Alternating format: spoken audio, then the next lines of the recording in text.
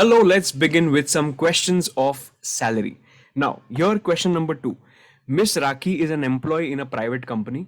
She receives the following medical benefits from the company during previous year 21-22. Now the point is, here they are talking about medical benefits.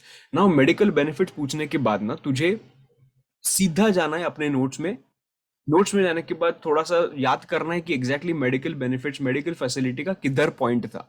तो basically you should come here in your mind should come here medical facility. And medical facility आने के बाद ना तेरे सामने chart आना चाहिए. Chart में क्या है, left hand side right hand side. Left hand side में लिखा है treatment in India and right hand side में लिखा है treatment outside India. First we will focus on treatment in India. Treatment अगर गवर्नमेंट हॉस्पिटल में मिला, ट्रीटमेंट अगर गवर्नमेंट हॉस्पिटल में मिला, देन एम्प्लॉयर्स ओन हॉस्पिटल में मिला एंड गवर्नमेंट रिकॉग्नाइज्ड हॉस्पिटल में मिला. Basically government hospital and employers hospital, इसमें ही अगर इधर किधर ट्रीटमेंट मिला तो the entire treatment is going to be exempt from tax. Okay और अगर मुझे प्राइवेट क्लिनिक में मिला, बाद में अगर प्राइवेट क्लिनिक रहेगा, प्राइवेट हॉस्पिटल रहेगा, किधर भी अलग जगह पे मिला, then in that case it will be fully and fully taxable. सिर्फ किधर एग्जेम्पशन है, government hospital, government recognise hospital and employers own hospital. Perfect, will move ahead. The next point is treatment outside India. Treatment outside India में there were 3 points. एक है medical treatment का benefit मिला, दूसरा benefit of stay रहने का benefit मिला, और तीसरा ट्रैवल का बेनिफिट मिला.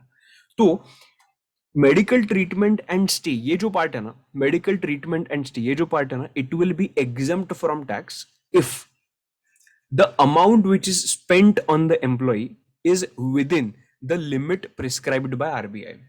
एक लिमिट प्रेस्क्राइब करेगा, उसके अंडर मुझे अगर बेनिफिट मिला है then it will be fully and fully exempt. But अगर वो ट्रैवल का बेनिफिट है, थोड़ा सा उन्होंने प्रोविजन चेंज किया.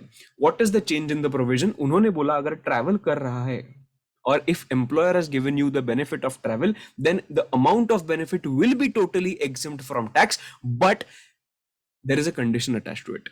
What is the condition? It will be definitely exempt if my gross total income is up to 2 lakh rupees. अगर मेरा ग्रॉस टोटल इनकम 5 लाख रुपया है, 6 लाख रुपया है, then in that case whatever benefit of travel I am getting it will be fully taxable. एकदम perfect. अभी हम लोग जाते हैं इधर. Reimbursement of following medical expenses incurred by Miss Rakhi. First point, on treatment of her self-employed daughter in a private clinic. एक minute, इधर और एक चीज मुझे मैं क्लियर करता हूँ. ये जो ट्रीटमेंट है सिर्फ मेरा ट्रीटमेंट नहीं है, मेरे रिलेटिव का भी ट्रीटमेंट हो सकता है. ये मैंने सेकंड पॉइंट पे लिखा है. Exemption for treatment is allowed for employ, spouse, children and dependent relative. और डिपेंडेंट रिलेटिव में कौन कौन आता है? Mother, father, brother and sister. ये सबके लिए अगर ट्रीटमेंट हुआ तो भी चल जाएगा, सिर्फ मेरे लिए ट्रीटमेंट का बात ऊपर नहीं चल रहा है. ठीक है. उसके बाद मेडिकल इंश्योरेंस प्रीमियम अगर मेरे लिए एम्प्लॉयर ने लिया तो it will be fully exempt from tax. And जो exemption of stay and travel जो है is allowed only for 1 patient and 1 attendant. ठीक है. Okay. Reimbursement of the following medical expenses incurred by Miss Rakhi on treatment of her self-employed daughter in a private clinic. इधर ही खेल खत्म, इधर private clinic लिखा है, which means it is going to be fully taxable. उसके बाद on treatment of herself by family doctor. family doctor में नहीं चलता, इधर क्या लगता है? गवर्नमेंट का कुछ हॉस्पिटल लगता है और एम्प्लॉयर का हॉस्पिटल लगता है. It will be fully taxable. On treatment of her mother-in-law dependent on her इधर in the nursing home. ये डिपेंडेंट होने दे, इंडिपेंडेंट होने दे, नर्सिंग होम में लिया ना treatment, it is going to be taxable. उसके बाद payment of premium on medical policy taken on her health. मैंने पहले ही बोला था it will be totally and totally exempt from tax. मैंने इधर पॉइंट भी लिखा है, point number 1, medical insurance premium. Okay. Medical allowance is different than medical policy. Okay. So medical allowance जो है वो it will be totally taxable. ये पूरा टैक्सेबल होता है, ये पर मंथ है. ओके. सो इंटू 12 करेंगे. Medical expenses reimbursed on her son's treatment in a government hospital. क्या बात है, गवर्नमेंट हॉस्पिटल में क्या ना मुन्ना एक नंबर, तो it will be fully exempt. Expenses incurred by company on the treatment of her minor son abroad including stay expenses. Now expenses incur by the company मतलब employer ने expenses incur किए on the treatment of her minor son. ठीक है, अपने relative में fall होता है. मेरा कोई ट्रीटमेंट नहीं है, मेरे माइनर सन का ट्रीटमेंट है. अब्रॉड वो भी चलेगा, इंक्लूडिंग द स्टे एक्सपेंसेस. ये हम लोग वी विल राइट कि it will be exempt from tax, it will be exempt from tax if the amount of benefit is up to the limit prescribed by RBI, then we need to check in the question paper if they have mentioned any limit given by the RBI. देख ले नीचे एक note लिखा है, देख उन्होंने लिखा है limit prescribed by RBI on medical treatment and stay abroad is USD 2,50,000। भाई यूएसडी 2,50,000, ये तो कितने का एक्सपेंस कर रहा है, 1,95,000 रुपीज। तो डेफिनेटली अपना within the RBI limit है, and this will be what, this will be exempted from tax. You will have to write a working note for that. ठीक है, क्या वर्किंग नोट लिखोगे? It will be exempted from tax if the amount of benefit is up to the limit which is prescribed by RBI. एकदम चकाचक clear है। एक number, point number 6 is expenses in relation to foreign travel of Rakhi and her son for medical treatment. Now इधर बात कर रहे हैं foreign travel पे।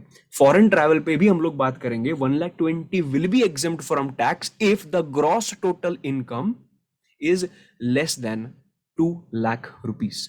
इधर कुछ भी ऐसा एज सच बात किया नहीं है इनकम का, और इसीलिए will write a note and will write if it is less than 2 lakh rupees, then in that case it will be exempt from tax, and if it is not less than 2 lakh rupees, then it is going to be taxable. ठीक है, क्या लिखा है? Examine the taxability of the above benefits and allowances in the hands of Rakhi. इधर कुछ भी total income निकालने के लिए नहीं बोला है, तुझे एक एक चीज का एक्सप्लेनेशन लिखना है। ये टैक्सेबल है या एग्जेम्प्ट है, टैक्सेबल है या एग्जेम्प्ट है। नीचे मैंने पूरा नीचे उन्होंने एक एक चीज एक्सप्लेन किया है, जो हम लोग ने एक्सप्लेन किया और हम लोग ने एनालिसिस किया, वही एनालिसिस उन्होंने नीचे लिखा है।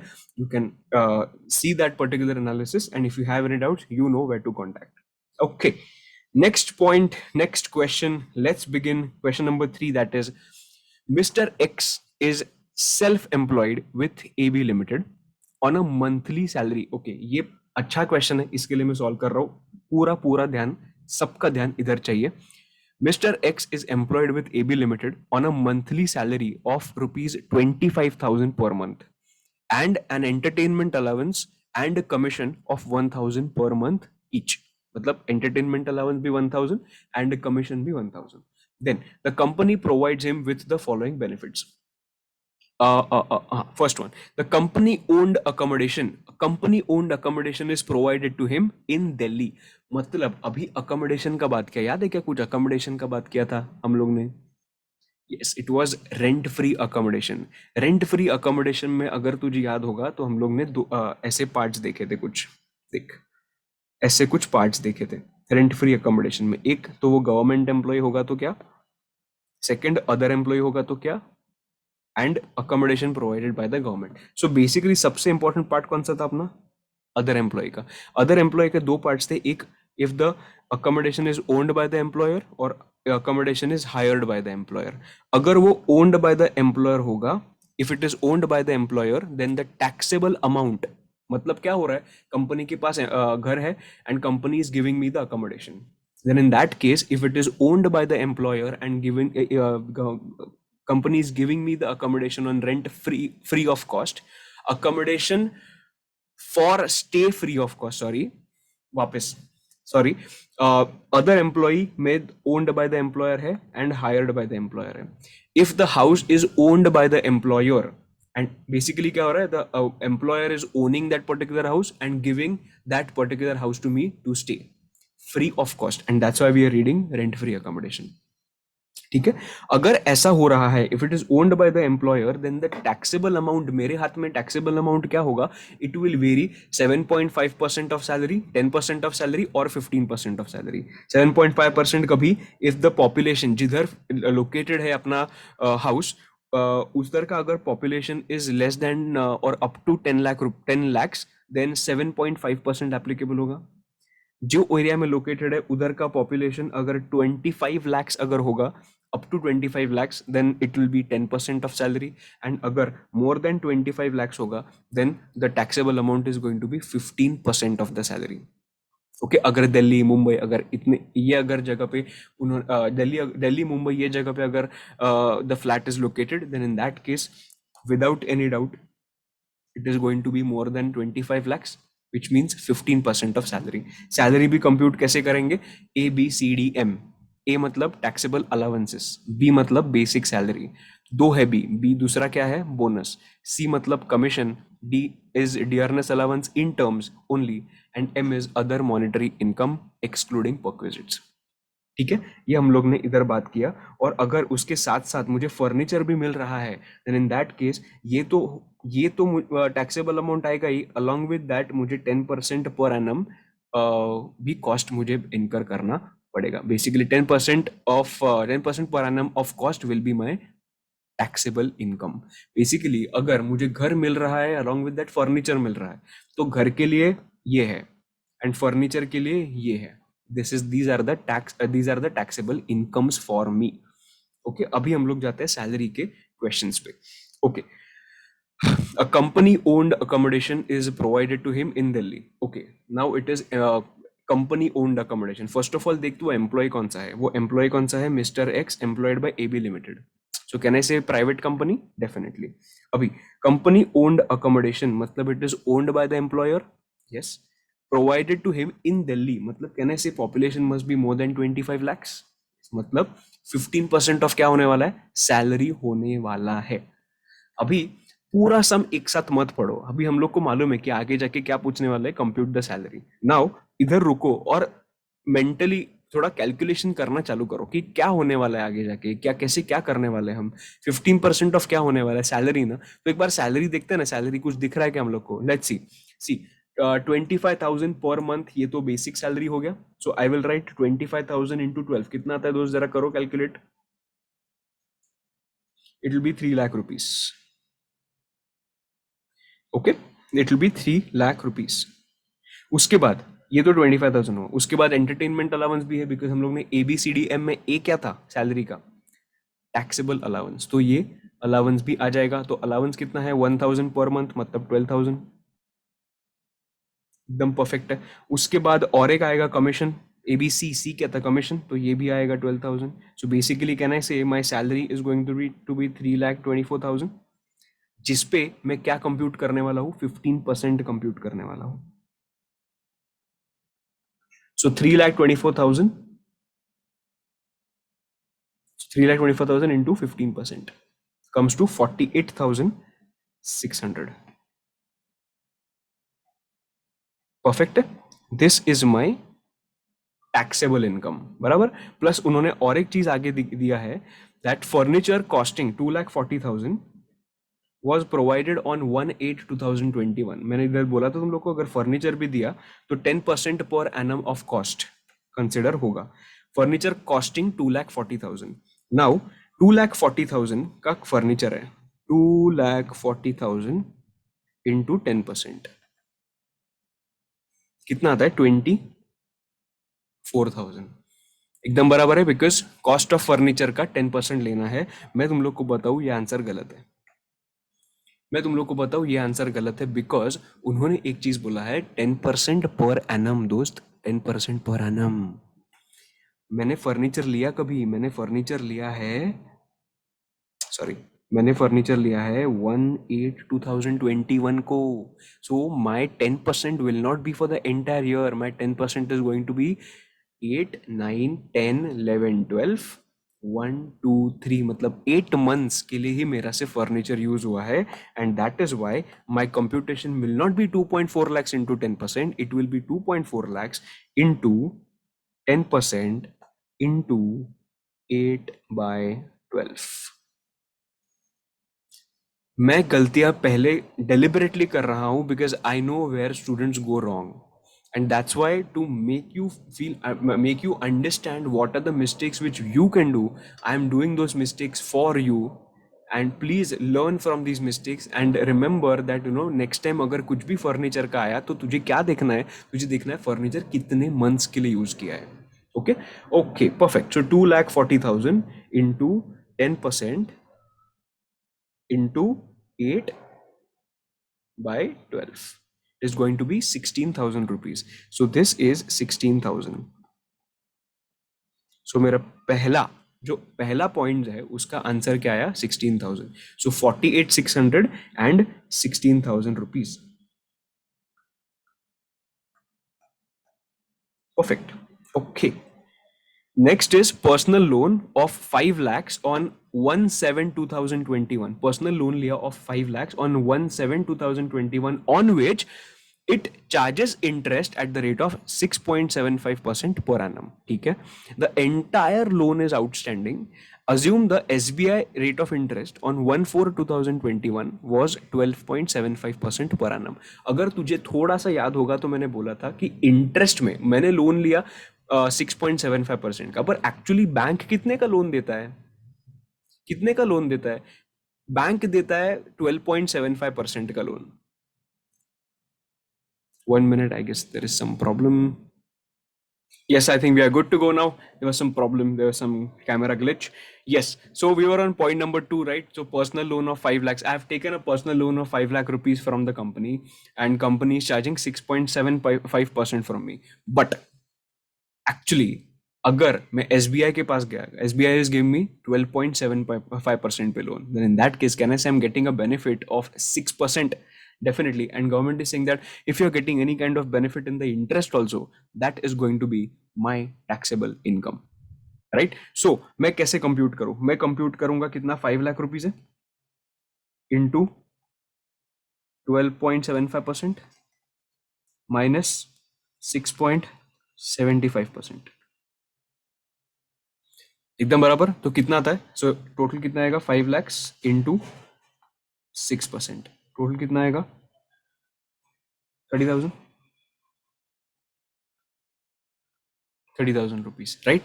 I'm telling you, this answer is also wrong. This answer is also wrong.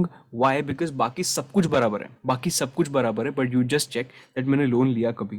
मैंने लोन लिया था on 1/7/2021, and whatever interest we are applying, no 12.75 or 6.75, we are applying interest per annum, right? तो इसीलिए again it is not going to be 12.75% minus 6.75%.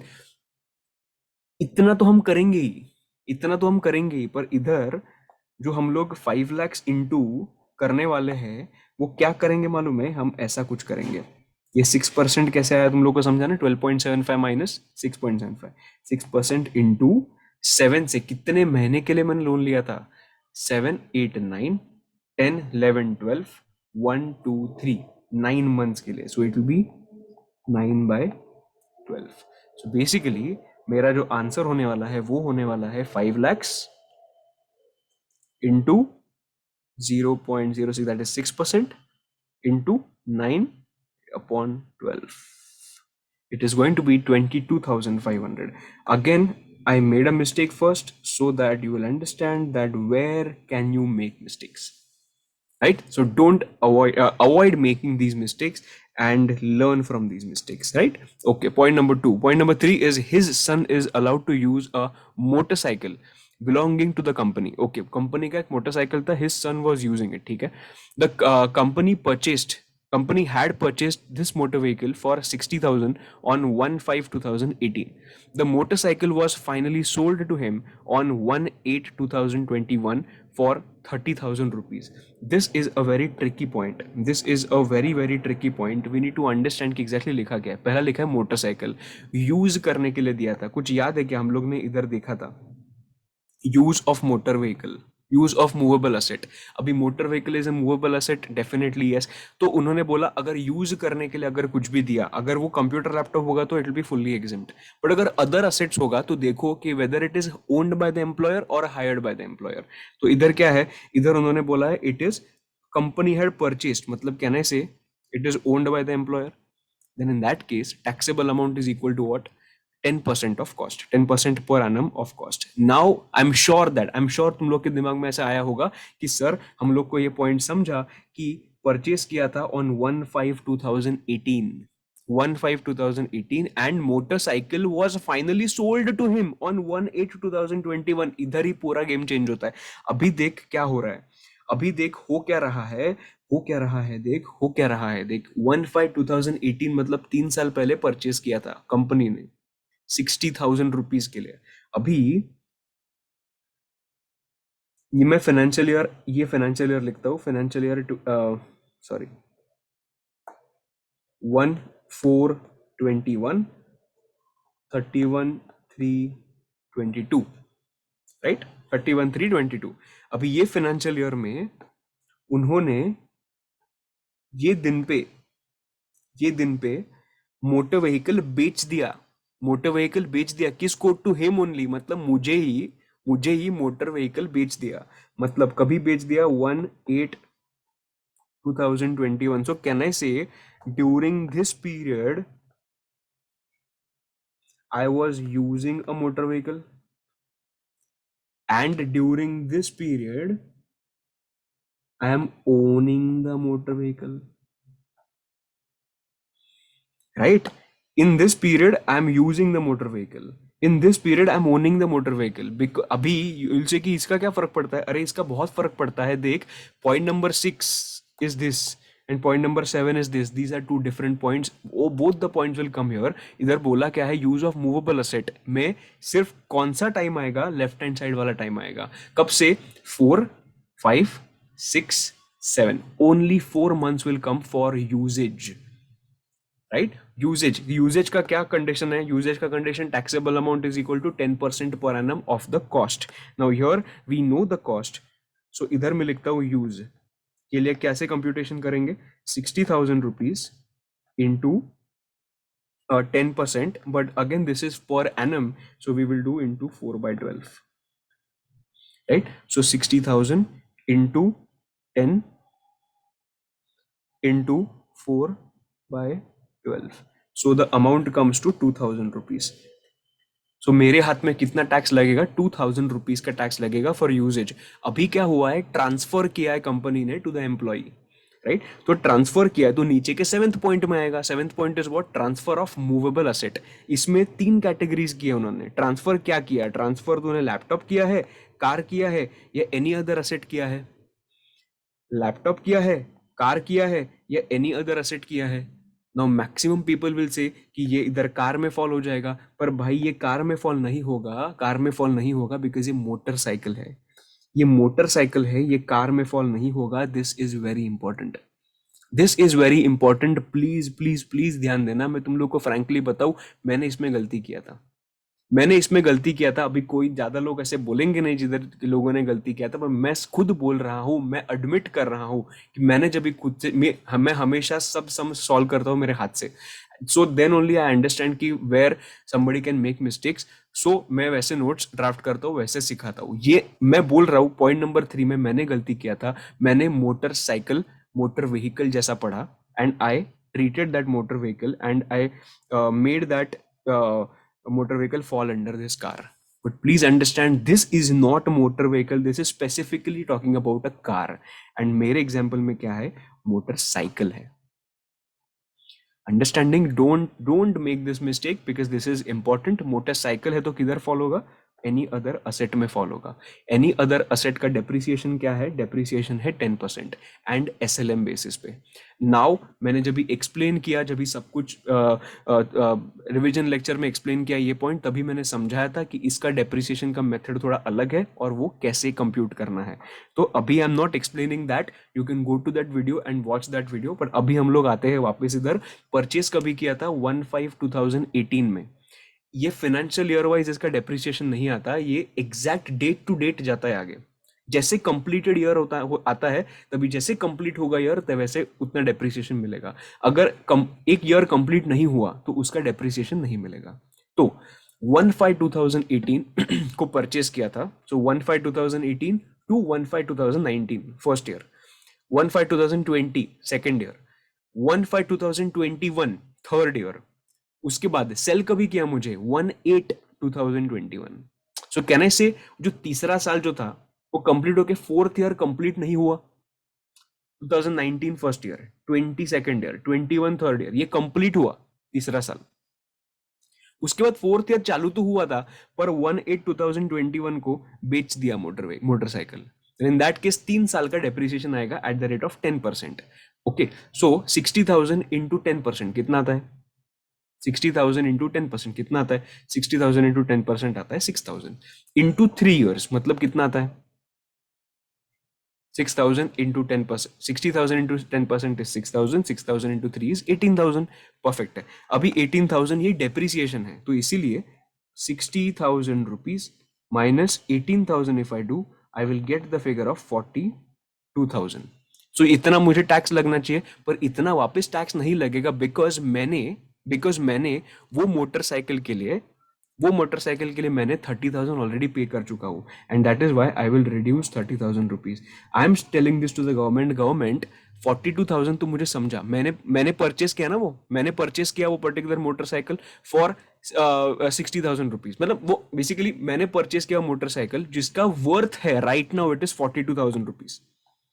बराबर ना, उसका worth कितना है 42,000 रुपीज, और वो मैंने परचेज किया. अगर फ्री ऑफ कॉस्ट होता ना तो 42,000 मेरे हाथ में टैक्स लगता डेफिनेटली, बिकॉज उसका वर्थ 42 था, बट आई डिड नॉट पे 42,000. But your worth is 42, but I am paying 30, right? So my benefit is not 42. My benefit is only what? My benefit is only 12,000. My benefit is only 12,000. Are you understanding this point? Exactly क्या है? तो इसीलिए 42,000 will not be taxable. In my hands, only 12,000 will be taxable. Only 12,000 will be taxable. This is my point number 3. I hope you are absolutely clear with this point. Point number 3 में दो points आएंगे. एक usage का point आएगा 2,000 का, और दूसरा आएगा sale का, मतलब से transfer of movable asset to another person वाला. Basically ये दो पॉइंट्स इधर आ जाएंगे. I am going very slow, I am taking a lot of time on one sample, please understand. इसमें गलती मत करना. Okay, this is point 3. Point 4, last point. Professional tax paid by mister x is 2,000 rupees. जो professional tax था वो 2,000 rupees पे कर दिया. इसका क्या करना है? प्रोफेशनल टैक्स का मुझे डिडक्शन मिल जाता है. अभी compute the income from salary of mister x for assessment year 22-23, assuming that Mr. X has not opted for 115 BSc. इसका प्रेजेंटेशन एकदम सिंपल है. सैलरी का प्रेजेंटेशन ज्यादा प्रॉब्लम नहीं है. तुझे क्या लिखना है पहले? Computation of income from salary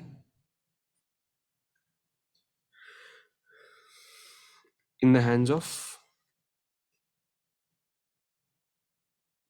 whoever for AY 22-23. उसके बाद तुम लोग का फेवरेट लाइन मारो.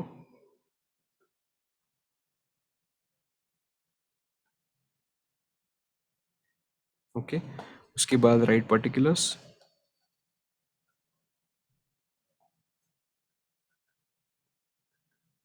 इसमें आएगा बेसिक सैलरी. इसमें आएगा उसके बाद क्या था? Travel allowance.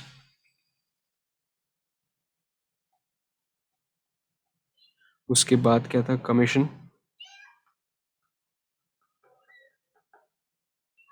राइट. उसके बाद पॉइंट 1 क्या था? पॉइंट 1 था rent free accommodation, right? Rent free accommodation.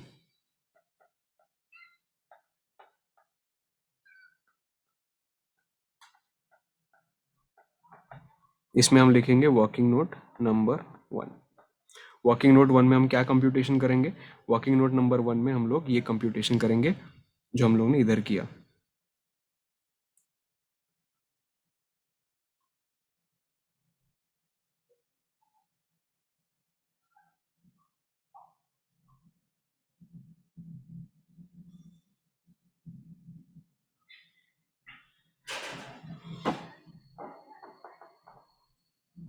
Working note number 1, rent free accommodation.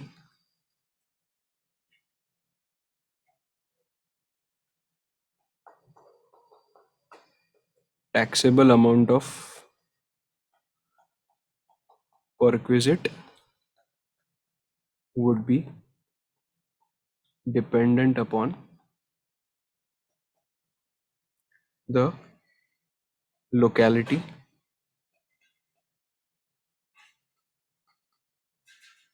and the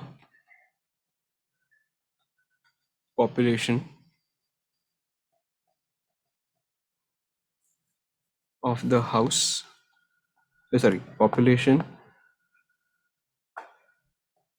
of that locality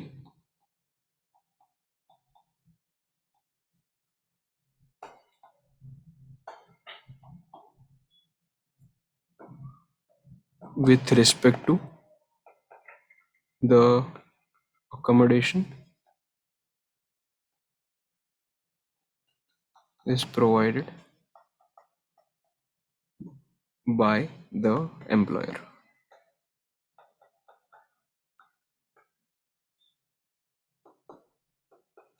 In the present case, the house is owned by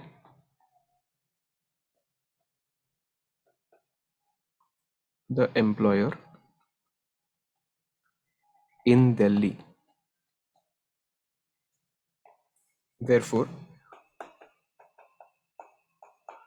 taxable perquisite is equal to 15% of salary. Computation of salary.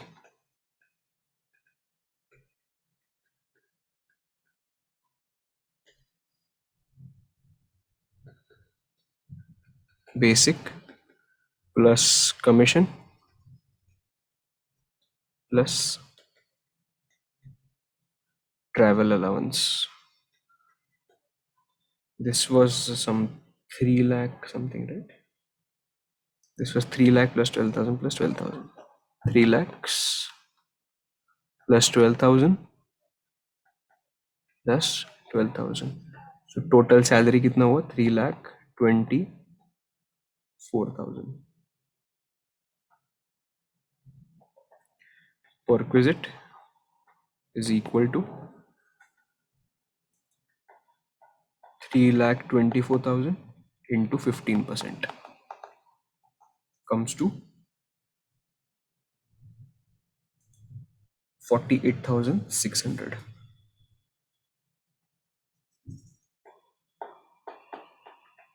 ऐसे आने के बाद just okay, don't forget to write the रुपया.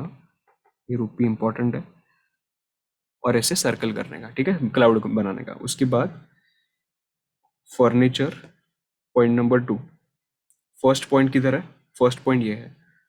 उसके बाद furniture provided by employer from, very important point, from 1/8/2021. बराबर ना? उधर से हम लोग को चार्ज लगेगा. From 1/8/2021. Therefore, taxable perquisite is कितने का था? 2,40,000 into 10% into 8/12.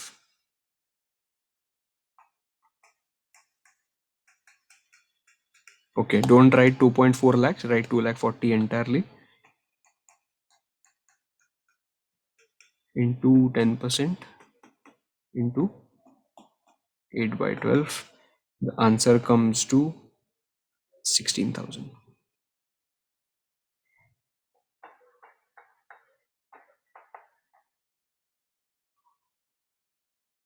I hope you're writing along with me. Total taxable perquisite is equal to 48,600 plus 16,000. कितना आता है? 48,600 plus 16,000 comes to 64,600. इधर रुपी मत बोलना. 64,600. Sorry for the hand writing, थोड़ा सा नीचे नहीं जम रहा था लिखने के लिए. 64,600.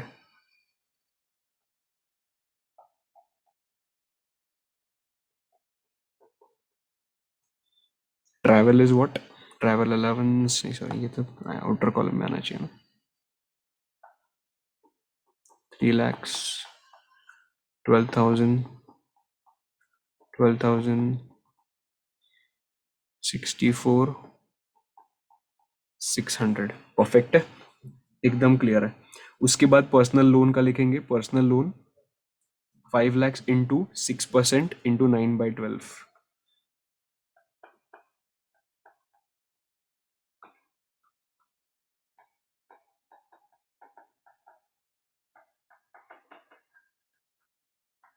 कितना आंसर आता है?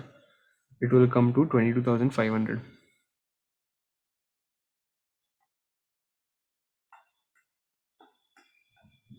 If you can, please write a working note. जितना ज़्यादा working notes लिखोगे, it will be better for you.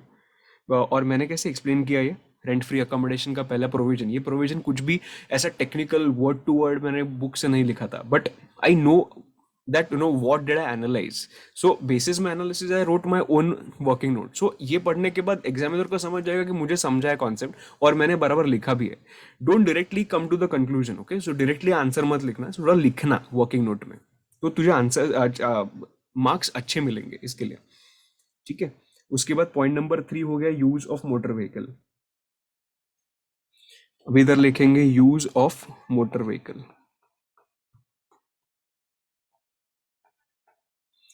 अभी use of motor vehicle 60,000 into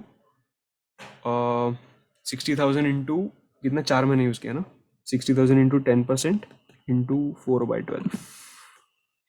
the answer comes to कितना था, 2,000 रुपीज. उसके बाद है ट्रांसफर ऑफ मूवेबल असेट.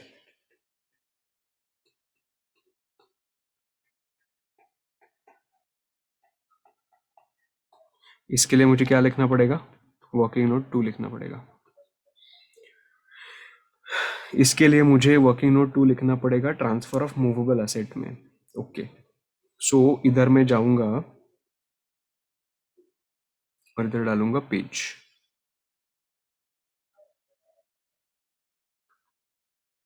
फिर लिखूंगा वर्किंग नोट 2, लिखूंगा ट्रांसफर ऑफ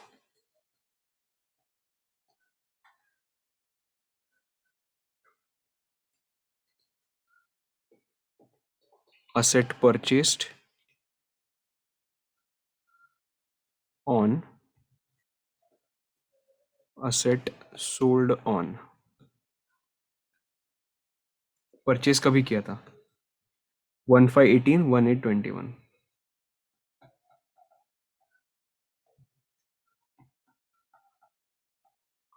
ओके, देयरफॉर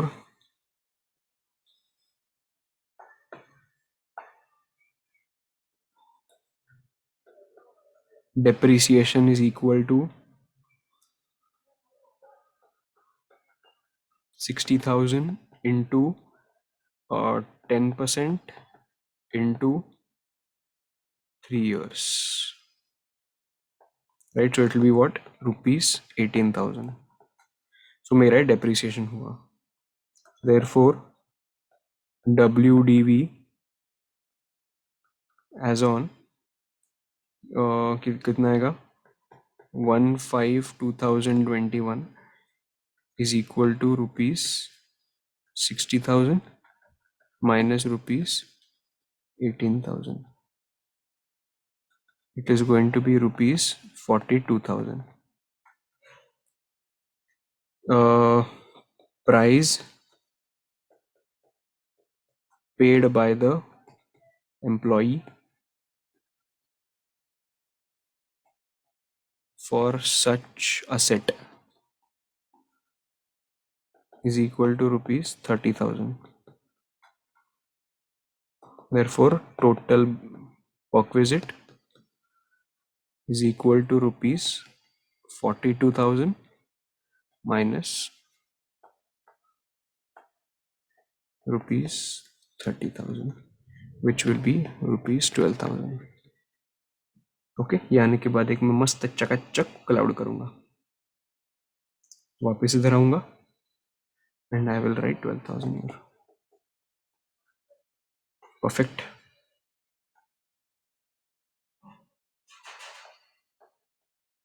सही है. ये सब कुछ मैं ऐड करूंगा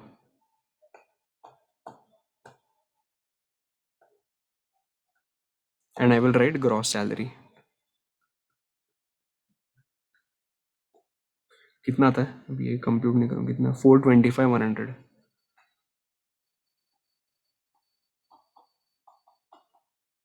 लेस स्टैंडर्ड डिडक्शन.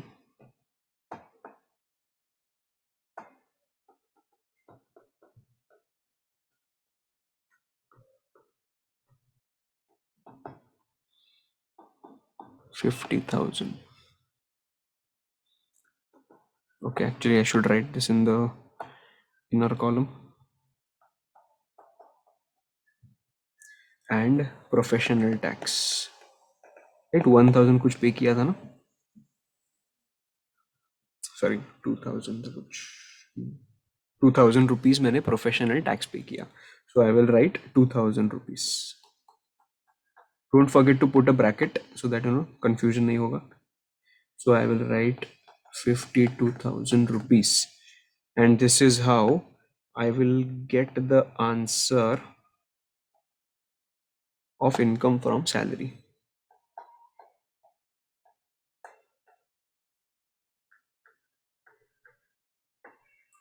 क्या आता है? 3,73,100.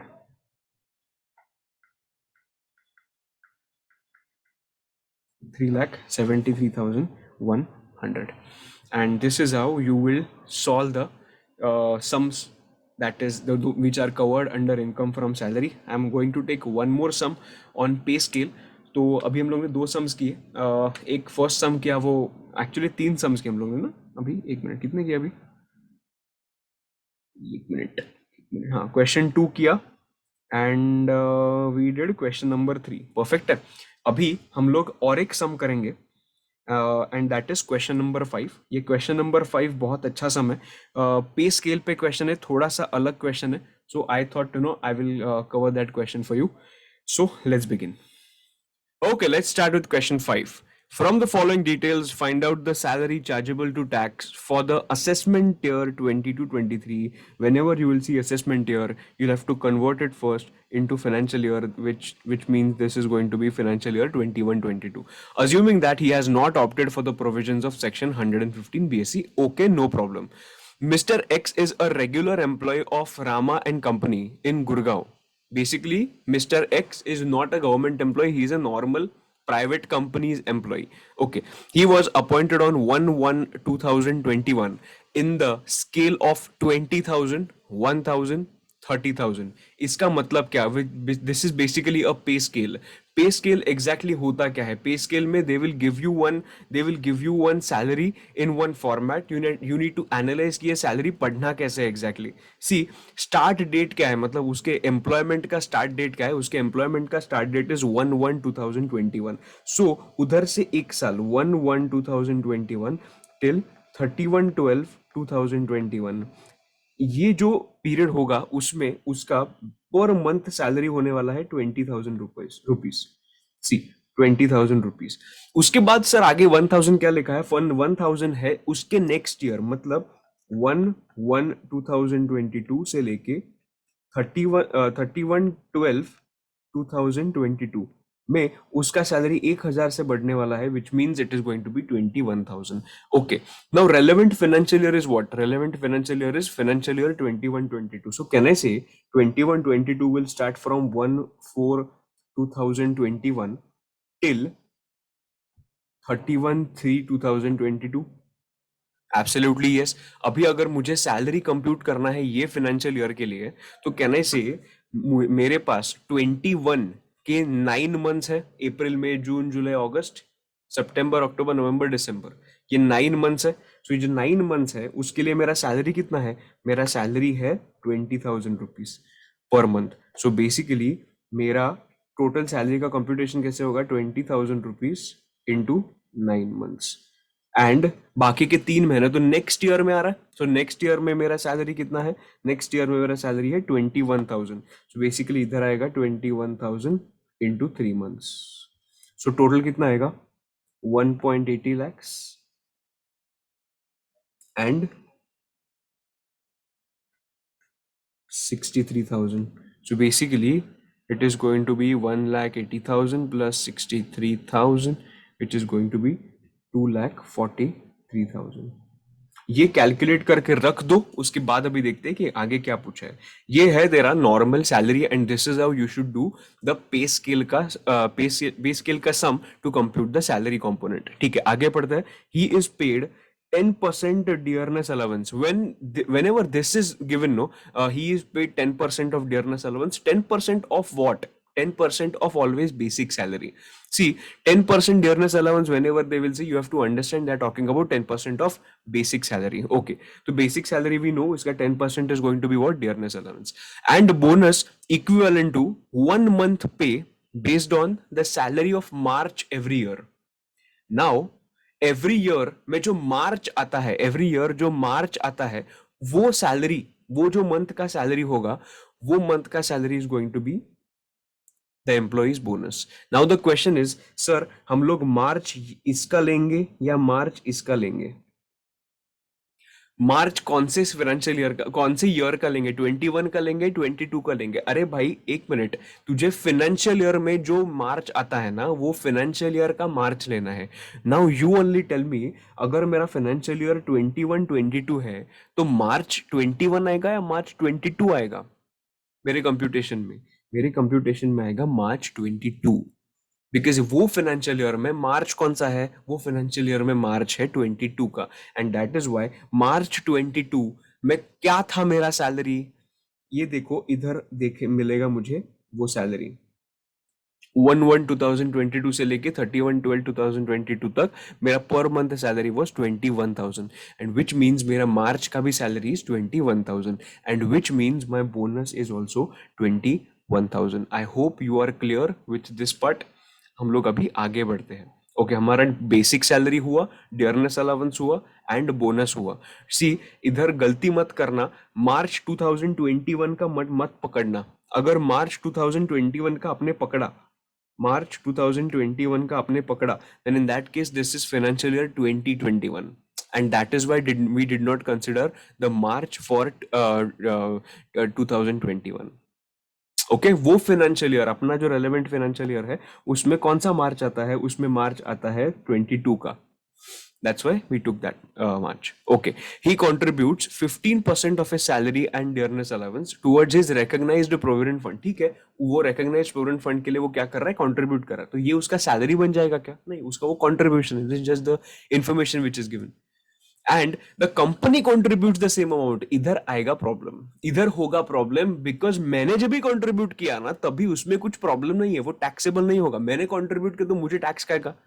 बट मेरे लिए एम्प्लॉयर ने कंट्रीब्यूट किया, मतलब मेरे लिए किया कि नहीं, तो डेफिनेटली वो मेरे हाथ में टैक्स लग जाएगा. बट कितना किया है? वो उसने किया है 15% of his pay and dearness allowance. Now if you remember, मैंने एक पॉइंट तुम लोग के साथ डिस्कस किया था इधर. If the employer contributes to recognized provident fund, then in that case, it is exempt to the extent of 12% of the salary. So exempt up to 12% of the salary. Salary में क्या क्या आएगा? Salary में आएगा basic plus dearness allowance plus turnover commission. That's it. इधर bonus दिख रहा है क्या? इधर बोनस नहीं दिख रहा है. So basically मेरे लिए जो एम्प्लॉयर ने contribute किया है, that is 15% of his pay, then can I say only 12% allowed है, but he contributed 15%? Definitely, and that is why 12% के ऊपर जितना उसने मेरे लिए contribute किया, उतना मेरे हाथ में टैक्स लग जाएगा. दोस्त एकदम क्लियर है? ओके, अभी मैं आगे बढ़ता हूं. Dearness allowance forms part of the retirement benefits, मतलब वो रिटायरमेंट बेनिफिट्स का डियरनेस अलाउंस है. ठीक है, उसके बाद है he is provided free housing facility which has been taken on rent by the company. एक minute, he is provided free housing facility which has been taken on rent by the company at 10,000 per month, and he is also provided with the following facilities. अभी मैं नीचे बात करता हूँ free housing facility. ठीक है, housing facility मतलब rent free accommodation का बात किया है. रेंट फ्री अकोमोडेशन में दो पॉइंट्स थे. एक, if the accommodation, if the house is owned by the employer और हायर्ड बाय द एम्प्लॉयर. अभी मैं तुम लोग को इधर आके दिखाऊंगा. सी, अदर एम्प्लॉय में फॉलो रहा हूं बिकॉज गवर्नमेंट एम्प्लॉय नहीं हूं. ओन्ड बाय द एम्प्लॉयर के लिए वो 7.5, 10 एंड 15 का पार्ट आता है. And hired by the employer में हमारा कैलकुलेशन थोड़ा डिफरेंट होगा. हायर्ड बाय द एम्प्लॉयर मतलब अगर एम्प्लॉयर ने भी किसी से हायर पे लिया है and employer is giving that house to me free of cost to stay. Basically, it is a rent-free accommodation, and the employer has hired that particular house. Then, what is the amount which will be taxable in my hands? it will be 15% of salary or higher charges which are paid by the employer. Employer ने दूसरे तीसरे party को जितना पे किया वो amount, और 15% of salary which ever is lower. Now salary मतलब क्या, हम लोग ने डिस्कस किया था ABCDM. ए मतलब टैक्सेबल अलाउंसेस, बी मतलब बेसिक सैलरी, बी दूसरा है, B is bonus, C is commission, D is dearness allowance in terms, and M is monitor other monetary incomes. एकदम परफेक्ट है. अभी इधर प्लीज ये याद रखना, इधर लोग कंफ्यूज होते हैं. इधर इट इज नॉट 7.5 और 10% और 15%. Basically here it does not matter where your accommodation is.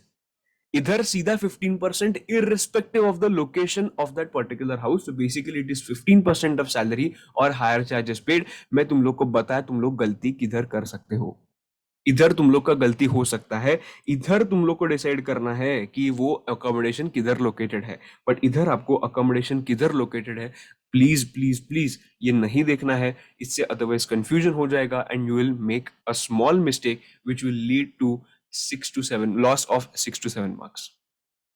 ठीक है, एकदम सिंपल है कि नहीं.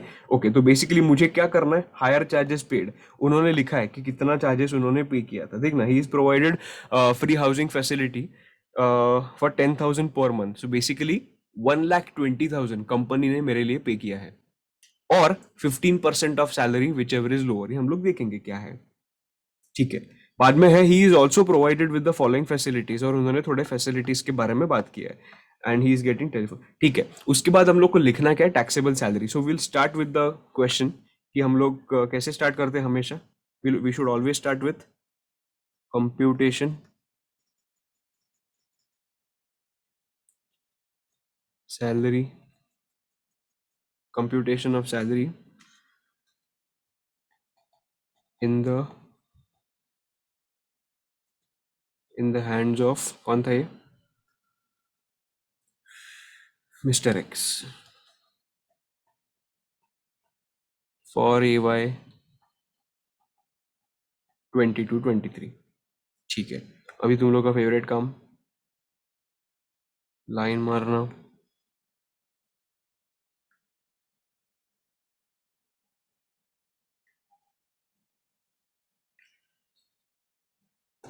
इधर लिखेंगे पर्टिकुलर्स,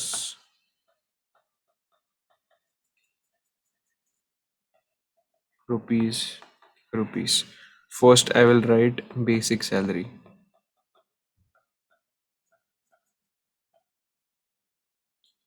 इधर कैसे लिखेंगे, इधर लिखेंगे 20,000. Always right rupees into 9 months and rupees 21,000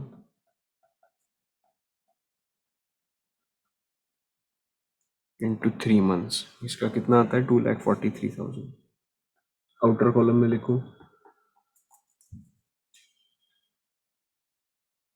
उसके बाद लिखो dearness allowance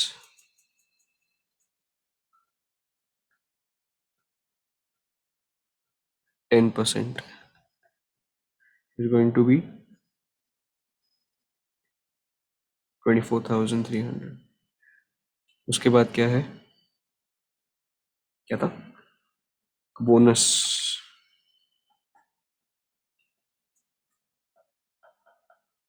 March salary. I hope you are writing along with me.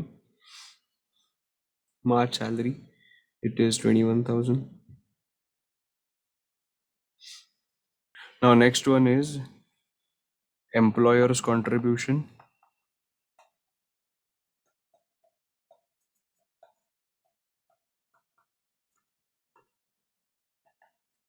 To recognized provident fund. इसके लिए हम लोग लिखेंगे working note number 1. Working note number 1 कुछ ऐसा दिखेगा.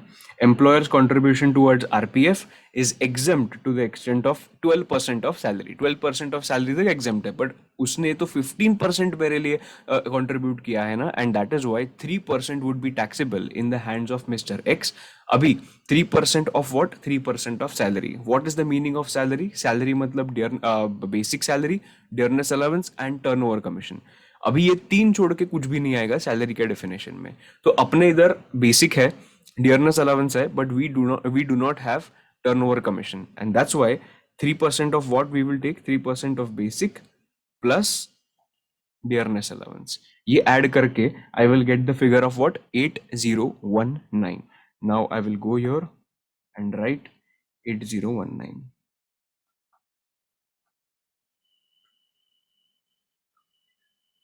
ये ठीक है, 8019.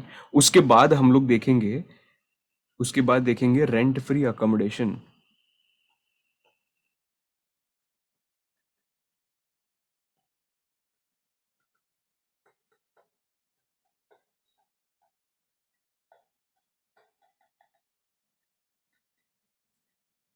Rent free accommodation provided by the employer. Okay, अभी rent free accommodation, accommodation is owned by the employer है क्या? नहीं, accommodation is not owned by the employer, and that is why हमारा कैलकुलेशन कैसे होगा, मेरा वर्किंग नोट कैसे लिखेगा देख. Taxable rent free accommodation is equal to 15% of salary और rent paid by the employer. Now first of all we need to understand salary component की exactly salary कितना है. सो इधर लिखूंगा calculation of salary.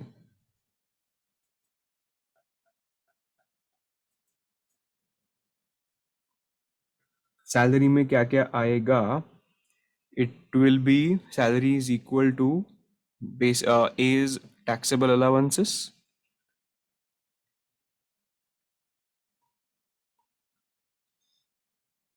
B is basic salary,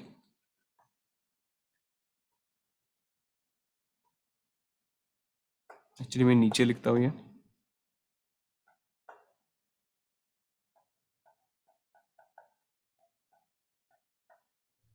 A B C D M था ना, दो B थे. Third is bonus, C is commission, B C D, D is dearness allowance in terms, and VCDMM is monetary benefit.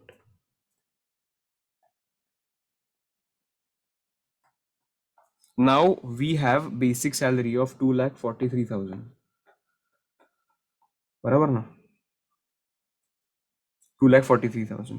Then bonus we have, bonus dearness allowance, अभी bonus का बात करो 21,000, वो मार्च का था ना. कमीशन कुछ है क्या? नहीं है. डियरनेस अलाउंस कुछ है क्या? 24,300. अभी ये दो बाकी है, taxable allowances and monetary benefits. अभी एक बार देखते हैं क्वेश्चन वापस कि क्या है, कुछ दिया है क्या टैक्सेबल पर, टैक्सेबल अलाउंस का. फैसिलिटी ऑफ लैपटॉप कुछ नहीं, मेडिकल रीइंबर्समेंट वो अलाउंसेस नहीं माने जाते. याद है क्या वो अलाउंस मतलब, हम लोग मैंने जो स्टोरी बताया था वो स्टोरी में किधर आ रहा है क्या कुछ. बाद में हाउसकीपर नहीं, गिफ्ट वाउचर नहीं. Conveyance allowance of 1,000 per month is given by the company towards actual reimbursement of conveyance spent on official duty. If you remember, conveyance allowance जो है वो तुझे actual reimbursement, actual basis पे reimbursement मिलता है. मतलब तूने जितना स्पेंड किया उतना तुझे क्या मिल जाएगा, रीइंबर्समेंट मिल जाएगा. और अगर तुझे उतना रीइंबर्समेंट मिला तो उसका तेरे हाथ में टैक्सेबिलिटी कुछ नहीं होगा, because this is reimbursement. No, I spend that much amount and I got that much amount. तो ये पूरा का पूरा तेरे हाथ में एग्जेम्प्ट हो जाएगा. उसके बाद है he is provided personal accident policy. ठीक है, ये भी कुछ अलाउंसेस में नहीं है. And he is getting telephone allowance of 500 per month. दोस्त इधर 500 पर मंथ का टेलीफोन अलाउंस मिला है मुझे. एंड टेलीफोन अलाउंस किधर भी कौन से भी स्टोरी में फॉल नहीं हो रहा है, मतलब ये एग्जेम्पशन नहीं मिलेगा. इसका मतलब क्या होगा, this is going to be a taxable allowance. तो सैलरी के डेफिनेशन में कितना है, 500 per month. 500 per month into 12 अगर मैंने किया तो I will get the figure of what, 6,000 rupees. This is going to be my taxable allowance. तो इधर एक सीख क्या है दोस्त, इधर एक सीख ये है कि whenever you are computing this salary you have to read the entire question. You have to read the entire question and see कि are there any taxable allowances in the given in the question. तो वो एक इधर गलती होने का full chance था, इधर गलती होने का फुल चांस था कि आप ये 6,000 रुपीज लेते ही नहीं. बिकॉज टैक्सेबल अलाउंस कभी आगे क्वेश्चन में जो दिया है वो हम लोग कभी पढ़ेंगे नहीं, और मे बी ये चीज़ अपने दिमाग में नहीं आएगा और मिस आउट हो सकता है. So you can just keep this in mind. उसके बाद मॉनेटरी बेनिफिट्स कुछ नहीं है. सो टोटल मेरा सैलरी कितना आया, टोटल मेरा सैलरी आया 6,000 plus 243,000 plus 21,000 plus 24,300. It comes to 2,94,300. And 15% of this comes to 44,145. अभी मुझे दूसरा कंप्यूट क्या करना है, rent paid by employer.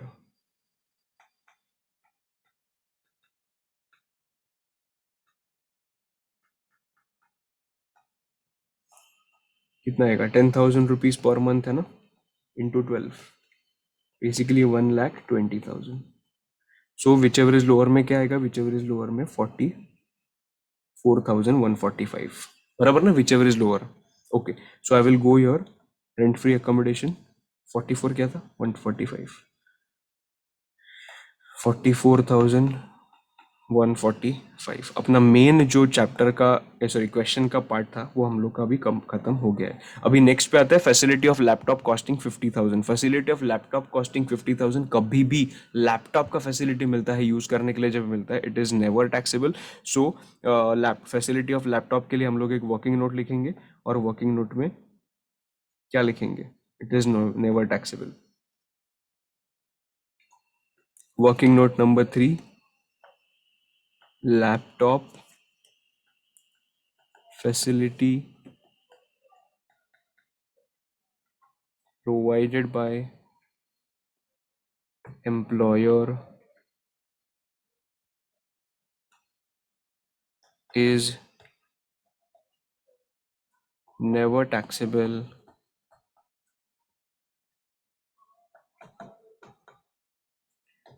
in the hands of employee. Hands of an employee. ठीक है, ये वर्किंग नोट नंबर 3 हुआ. अभी देखते हैं आगे क्या है. ये तो अपना कंप्लीट हुआ. उसके बाद company reimburse the medical treatment bill of his brother of 25,000 and who is dependent on him. अभी ये डेफिनेटली पूरा टैक्सेबल होने वाला है, इधर किधर भी एग्जेम्पशन नहीं दिया है. So we will come to the main point, will come to the main answer. Medical treatment bill reimbursed. आ जाओ फटाफट. मेडिकल ट्रीटमेंट बिल रीइंबर्स्ड कितना था रे, 25,000.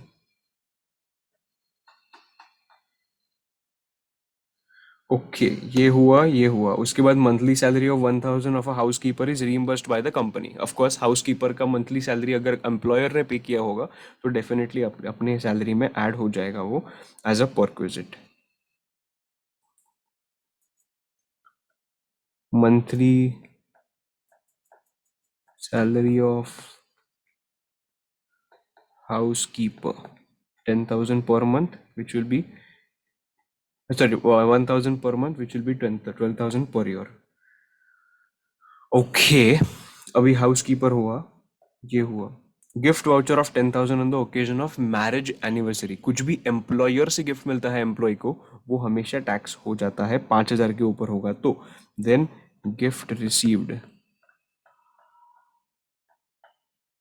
इन excess of ₹5,000, entire amount is going to be taxable. And alternative view can be taken that only in excess of 5,000 will be taxable. मतलब 5,000 के ऊपर जितना था उतना टैक्स हो जाएगा. पर अभी हम लोग का assumption क्या है, पूरा का पूरा 10,000 टैक्स हो जाएगा. ठीक है, उसके बाद ये गिफ्ट भी हुआ. दिन कुछ बाकी है क्या, यस, कन्वेयंस अलाउंस ऑफ 1,000. वो कभी ये टैक्स नहीं होगा, हम लोग ने ये बात किया था. कन्वेयंस अलाउंस एक्चुअल रीइंबर्समेंट के बेसिस पे होता है. सो इधर हम लोग लिख लेंगे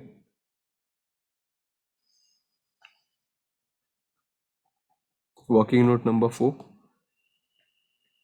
conveyance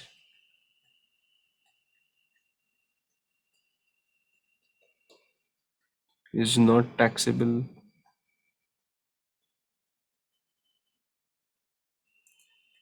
as it is pure reimbursement.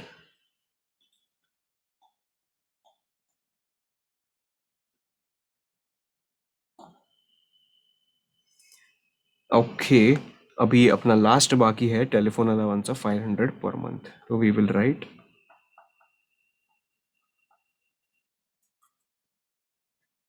telephone allowance of 500 per month will give you 6,000 rupees. So total तेरा ग्रॉस सैलरी कितना आता है?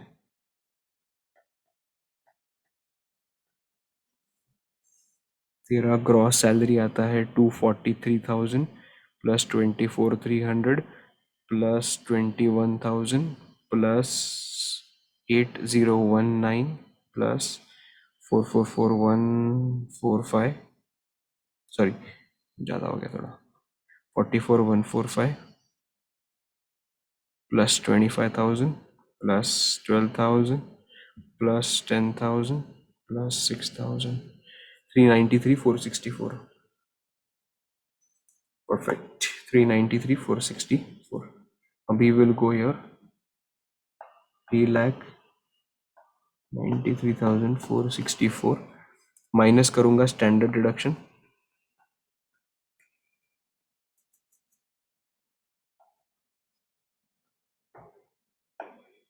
Under section 16, 50,000. तो टोटल कितना आएगा नेट सैलरी?